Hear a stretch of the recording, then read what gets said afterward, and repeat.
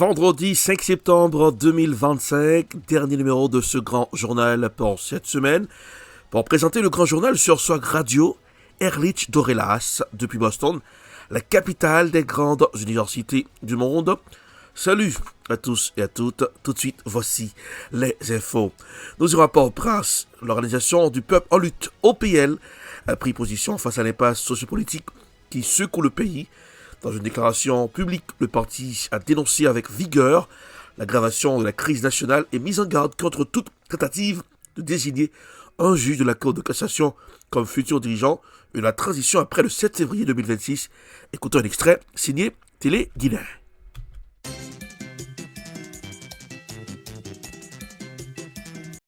Pas jamais prend conscience. Moun sa yo, depuis affaire yo réglé, tout respect il y a, tout respect là met péri. C'est ça qui la cause. Nous arrivons dans Carrefour côté nous jeudi ça. Crise là sans pareil. Pays a noyé dans une insécurité planifiée et résultat pas paraît clair du tout.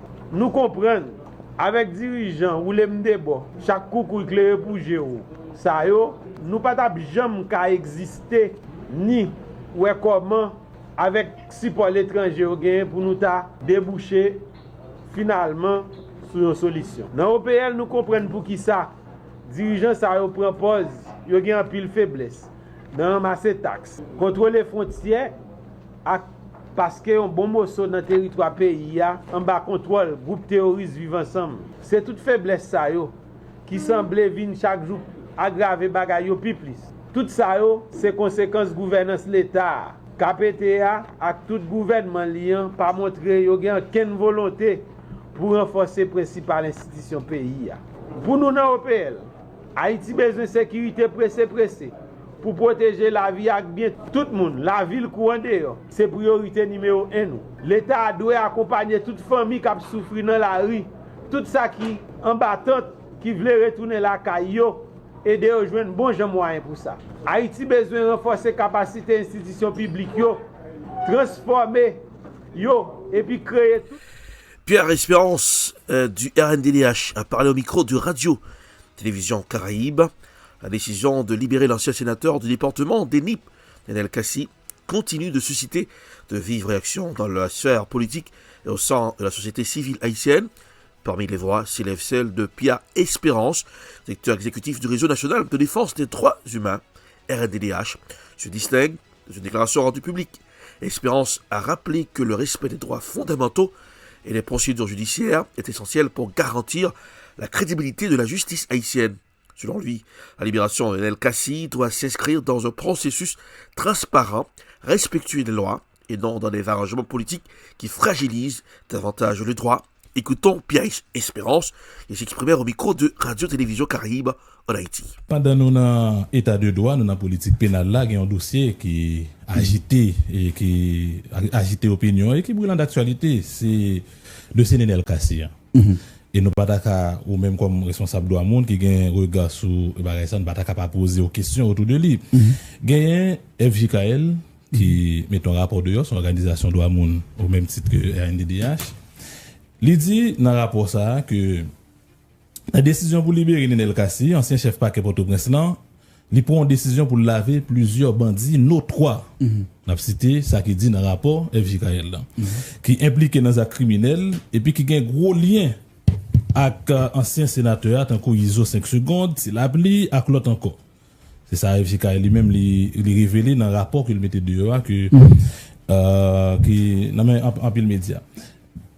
Ou même, par exemple, qui est responsable de Wamundu, qui est organisation tout, qui genre comprend le dossier ça, qui genre comprend libération ça, qui d'ailleurs après libération ça fin faite, je crois que le commissaire gouvernement perdu job pour faute administrative grave et c'est bien dit thème là qui on reprend et dossier ça. Et tout d'abord, moi je veux dire que 10 jours, mais vraiment 10 jours avant commissaire gouvernement libéré Nenel Kassi et gagné commissaire gouvernement Kwade Boukea que me rencontré avec un autre monde qui informait moi que yo transféré dans juridiction Port-au-Prince. Et il dit que et il t'a dit qu'il y a un petit problème parce que comme il était avocat dans et juridiction Port-au-Prince et loi 2007 là sous magistrature, il dit clairement que depuis un monde a exercé profession avocat, notaire, apprenti dans une juridiction pour venir juge ou bien commissaire gouvernement ou besoin faire 5 ans qu'on pas dans la juridiction ça. Et puis le commissaire a expliqué moi que comme c'est un transfert, il est capable de considérer ça. Bon, malheureusement, il y a un ministre de justice qui est nul, beaucoup de gens ont un ministre de justice qui est nul comme ça, mais ce n'est pas pendant la transition, non, actuel ministre de justice. Ça. Et au lieu que l'État chita avec CSPJ pour expliquer. Parlons santé en Haïti, une étape décisive avec la présentation officielle du plan national d'adaptation de la santé PNAS, conduite par Gisette Letelli. Écoutons un extrait. Permettez-moi de rappeler les 3 priorités stratégiques que M. le ministre a constamment mises en avant. L'accès équitable aux soins, le financement en faveur des couches les plus vulnérables et la prévention, la sensibilisation pour renforcer la résilience de nos communautés. Ces priorités trouvent toute leur résonance dans le cadre de cet atelier consacré au plan national d'adaptation de la santé. En effet, face aux défis posés par les changements climatiques, garantir l'accès aux soins, protéger les plus fragiles et promouvoir la prévention deviennent des leviers essentiels pour bâtir un système de santé plus robuste et plus juste. C'est donc avec un grand honneur que j'invite à présent Mme Gisette Letelli qui porte le discours du ministre de la Santé publique et de la Population, le Dr Bertrand Sinal. Merci beaucoup. C'est un privilège pour le ministre de la Santé publique et de la Population de vous accueillir à l'occasion de la présentation publique du plan national d'adaptation pour la santé, le PNAS. Comme vous le savez, Haïti se trouve en première ligne face aux effets du changement climatique.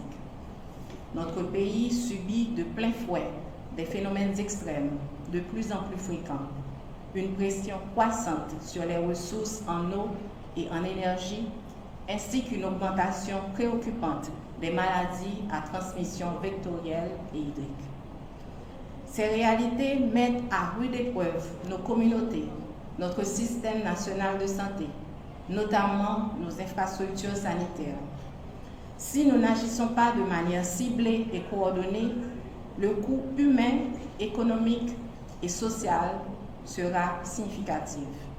Des pertes en vie humaine, des dépenses accrues pour le secteur de la santé et un frein au développement national. Marche pour la paix en Haïti. Un pont créole, marche pour la paix, annoncé depuis plusieurs semaines par le royaume vaudo-haïtien, n'a finalement pas eu lieu hier jeudi comme prévu. L'événement qui devait rassembler fidèles, militants culturels et citoyens autour d'un appel à l'unité nationale n'a pas pu se réaliser dans les conditions espérées. Écoutons un extrait signé Télé Guinée.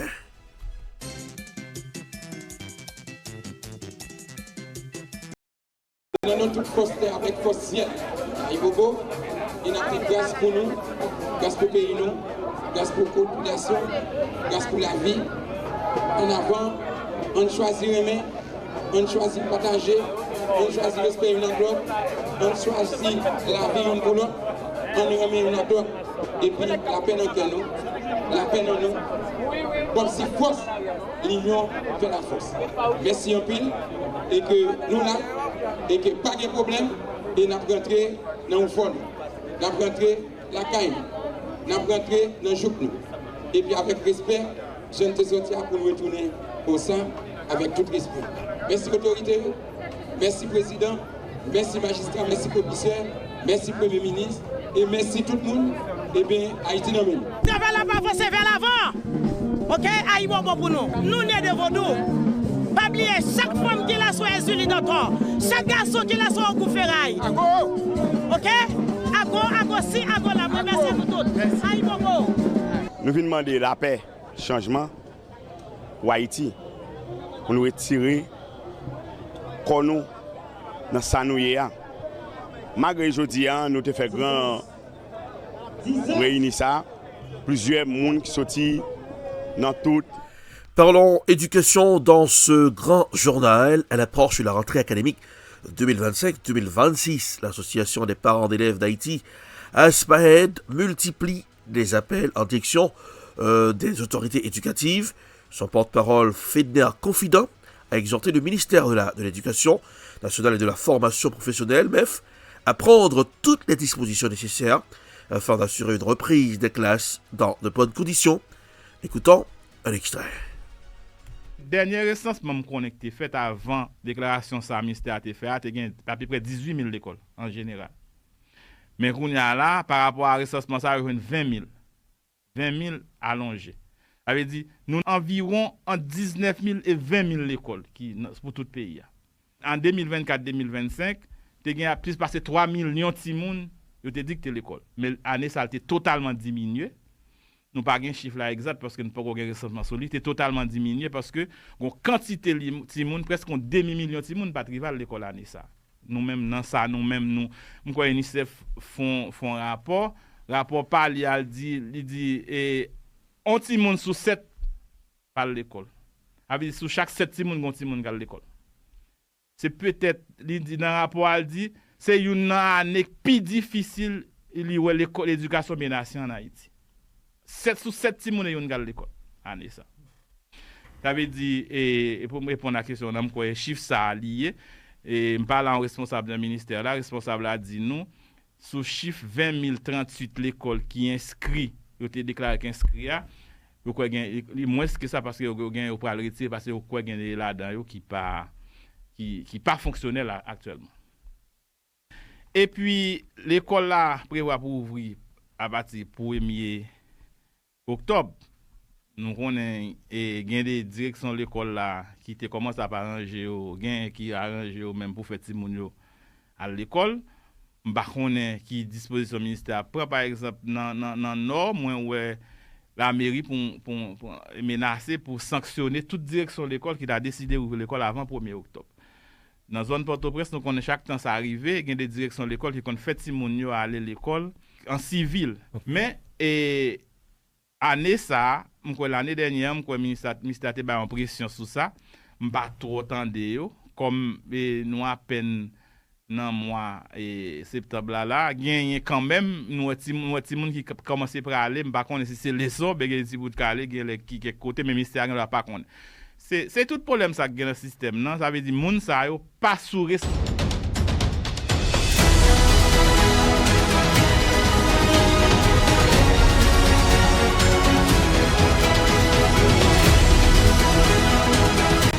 Vous suivez le grand journal sur Swag Radio, Alexa Open Swag Radio. Comme ça, vous pouvez écouter Swag Radio 24 heures sur 24 chez vous. Tout de suite, on ira en Chine. La Chine organise un gala culturel pour commémorer la journée de la victoire. La Chine a organisé mercredi un gala pour commémorer le 80e anniversaire de la victoire de la guerre de résistance du peuple chinois contre l'agression japonaise de la guerre mondiale antifasciste.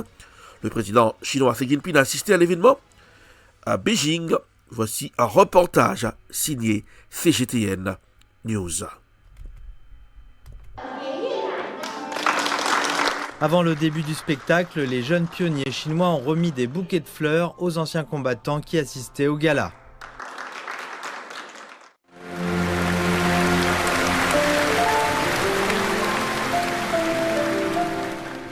Ils ont été chaleureusement accueillis par les participants.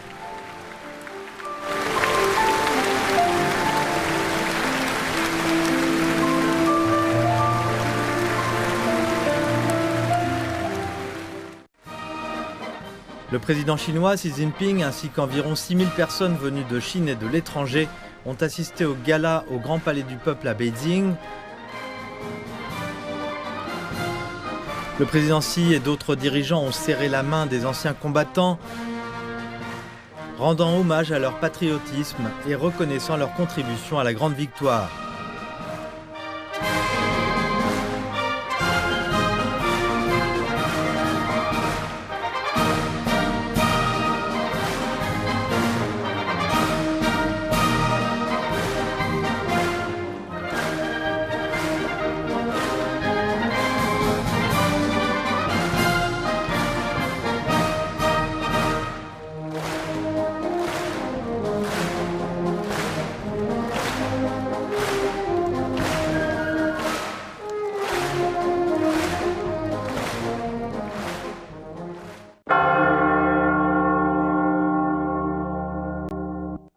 Les cloches ont sonné pour signaler le début du spectacle.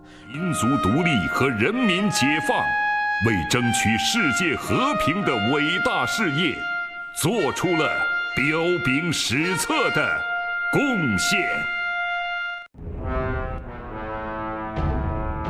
Le premier chapitre, Rugy au fleuve jaune, a mis en lumière la bravoure et l'intrépidité du peuple chinois qui s'est soulevé contre les agresseurs sous la direction du Parti communiste chinois.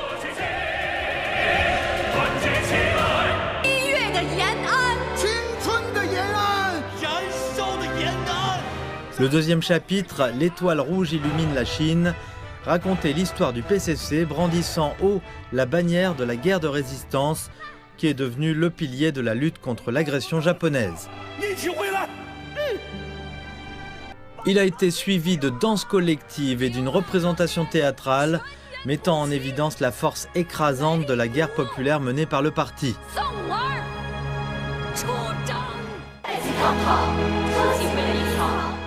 Les performances solennelles et émouvantes du quatrième chapitre ont mis en valeur les sacrifices du peuple chinois sur le principal champ de bataille oriental de la guerre mondiale antifasciste et ses contributions historiques à la victoire.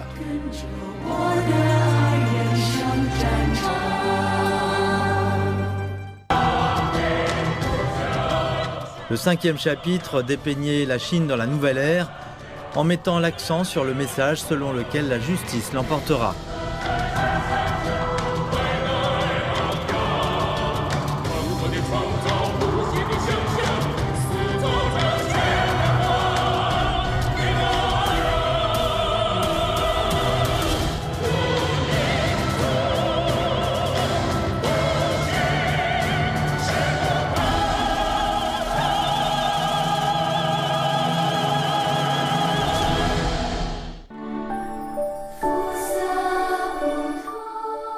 La partie finale a mis en avant un avenir partagé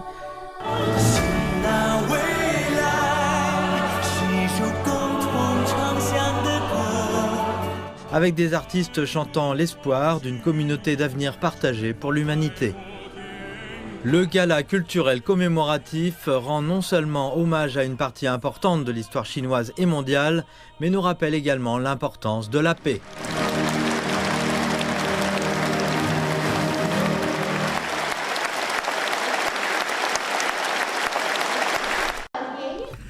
Nous irons à Washington dans ce grand journal. On s'excuse pour cette petite erreur technique.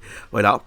Des sénateurs américains ont vivement mis au défi le secrétaire à la santé, Robert F. Kennedy, Jr., lors d'une audience rouleuse au Congrès. Les représentants des deux partis ont exprimé leur inquiétude face aux nombreux licenciements au sein de son département. Ces positions controversées, notamment ces remises en question des preuves scientifiques concernant les vaccins, ont suscité de vives réactions. Voici un reportage signé France, et c'est plutôt Radio-Canada. Ça y est, la Floride lance sa campagne pour devenir le premier État à annuler la vaccination obligatoire dans les écoles. To end all vaccine mandates in Florida law. C'est sous une pluie d'applaudissements que le chirurgien en chef en a fait l'annonce. Le gouverneur Ron DeSantis semble rejoindre le mouvement anti-vaccin de Robert F. Kennedy, le secrétaire à la santé, qui en juin dernier a limogé les 17 experts du comité sur le vaccin. La semaine dernière, c'est la directrice du Centre pour le contrôle et la prévention de la maladie qui a été renvoyée par l'administration Trump, suivie de 4 hauts responsables qui ont décidé de démissionner. Enough is enough. RFK Jr. has got to go. Assez, c'est assez. RFK Jr. doit partir, dit-elle. Si vous mettez un escroc, un complotiste, un menteur à la tête de notre santé publique, dit-il, c'est le chaos et vous mettez en danger la vie des gens. À l'intérieur, Robert F. Kennedy Jr. arrive pour son audience devant le comité sénatorial.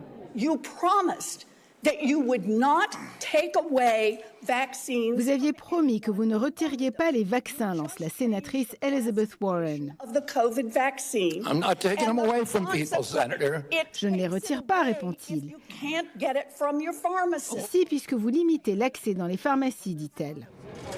On accuse Robert F. Kennedy Jr. de réduire l'accès aux vaccins de la Covid et de remettre en question les études scientifiques. Vous êtes un charlatan, lance à son tour la sénatrice de l'État de Washington en lui donnant une leçon d'histoire au sujet des vaccins. Nous sommes au 21e siècle, dit-elle. Les cas des maladies virales ont diminué de 99 à 100%. On nous a menti, rétorque-t-il en parlant de la Covid. On nous a répété que le vaccin prévenait la contagion et l'infection. Et ce n'est pas vrai. Robert F. Kennedy Jr. veut restaurer la confiance en l'agence sanitaire, mais pour le moment, les récents changements semblent plutôt semer la confusion chez les Américains. Ici Azabod Legergis, Radio-Canada, Washington. Direction l'Afghanistan, un séisme de magnitude 6,2 a frappé le sud-est de l'Afghanistan hier jeudi. Il s'agit du troisième séisme dans la même région en 4 jours. Le bilan s'élève à plus de 2200 morts. Voici un reportage à signer France 24. Un village entièrement détruit. Un amas de ruines, conséquence de l'un des tremblements de terre les plus meurtriers qu'ait connu l'Afghanistan depuis des décennies. De nombreuses maisons faites de terre et de briques n'ont pas résisté aux secousses. La province de Kunar, frontalière avec le Pakistan, a été la plus touchée, une région montagneuse et accidentée où se sont produits de nombreux glissements de terrain, qui compliquent davantage les opérations de secours. Nous demandons au gouvernement, à la communauté internationale et à la population de nous aider. Nos maisons ont été détruites et nous vivons dehors sous des tentes. Nous n'avons ni nourriture, ni couverture, ni abri. Le bilan est très lourd. Au moins 2200 personnes ont perdu la vie. Et ce chiffre ne cesse de grimper. Le séisme arrive au pire moment selon les ONG qui ont réduit leur assistance aux Afghans depuis le retour des talibans au pouvoir. L'Afghanistan traverse actuellement plusieurs crises simultanées. Sécheresse, retour de millions d'expulsés et de réfugiés d'Iran et du Pakistan, inondations meurtrières et maintenant un tremblement de terre. L'Organisation mondiale de la santé alerte sur une pénurie de médicaments et de matériel médical. Elle a lancé un appel de fonds de 4 millions de dollars pour répondre aux besoins vitaux de la population. Allons en République démocratique du Congo. Au moins 16 personnes tuées par une nouvelle épidémie d'Ebola. Au moins 20 cas ont déjà été enregistrés depuis le 20 août. Voici un reportage signé Africa News. La République démocratique du Congo a déclaré une nouvelle épidémie d'Ebola. Elle sévit dans la province du Kasaï. La maladie a déjà coûté la vie à au moins 16 personnes depuis août, selon le bilan publié par les autorités sanitaires. Parmi les victimes figurent des agents de santé. Des tests pratiqués mercredi sur des échantillons ont confirmé la présence de la souche Zaïre, responsable de la pathologie, alors qu'une vingtaine de cas ont déjà été enregistrés depuis août. L'Organisation mondiale de la santé alerte sur une possible augmentation des cas à mesure que la transmission se poursuit et appelle à une riposte urgente, ajoutant que le pays disposait d'un stock de traitement. Au moins 2000 doses de vaccins seront acheminées dans la province touchée par l'épidémie. C'est la 16e épidémie d'Ebola enregistrée en République démocratique du Congo. La maladie se transmet par les fluides corporels et se caractérise par des vomissements, des fièvres, des saignements et des diarrhées. De 2018 à 2020, Ebola a tué plus de 2000 personnes en République démocratique du Congo.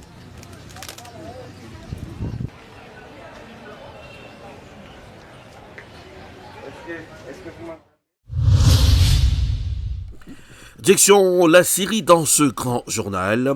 Syrie, sans intervention israélienne, un génocide aura eu lieu. Selon un chef druze, le chef de la communauté druze d'Israël s'est rendu à Bruxelles pour demander le soutien de l'Europe, notamment de la présidente du Parlement, Roberta Metsola. Euronews l'a rencontré. Écoutons un extrait. Au début de l'été, de violents affrontements sectaires en Syrie ont fait des milliers de morts et provoqué l'exode de nombreux habitants. Le chef de la communauté druze d'Israël s'est rendu à Bruxelles pour demander le soutien de l'Europe, notamment de la présidente du Parlement, Roberta Metsola. Euronews l'a rencontrée. طبعا جئنا لنرفع صوتنا وصوت أهلنا في سوريا في جبل العرب جبل الدروز بعد الأوضاع التي آلت إليها والأحداث والمجازر التي حدثت هناك.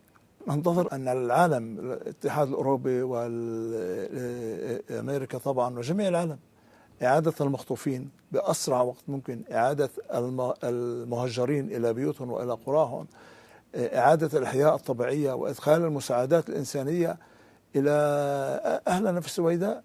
Selon l'Observatoire syrien des droits de l'homme, 2000 Druzes ont été tués à Soueïda lors d'affrontements avec des tribus bédouines sunnites soutenues par les milices gouvernementales. كان هناك تعديات على العلويين وكان مذابح كبيرة، وبعدها كان هناك تعديات على إخوتنا المسيحيين أيضا، وبعدها كان التعدي والمجازر التي حدثت في السويداء وضواحيها، القتل والاغتصاب والنهب والسلب والسرقة. أكثر من 230 ألف مهجر من قراهم، واليوم يوجد حصار كبير على السويداء، لا يوجد كهرباء، لا يوجد ماء، لا يوجد دواء، لا يوجد حليب للأطفال. Dans un contexte de détérioration de la sécurité en Syrie, Israël a lancé des frappes sur des convois gouvernementaux à Soueïda, expliquant qu'il agissait pour protéger les Druzes. نحن لا نمثل الحكومة الإسرائيلية، احنا جئنا هنا من أجل أبناء الطائفة الدرزية، ولكن للأسف الشديد العالم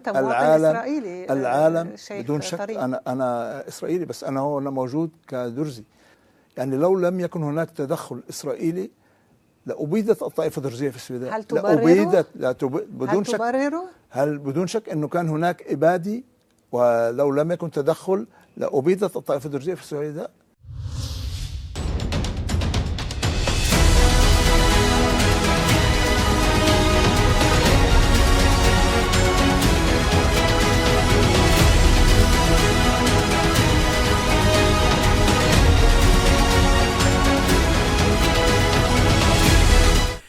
Et voilà, c'est la fin de ce grand journal pour ce vendredi.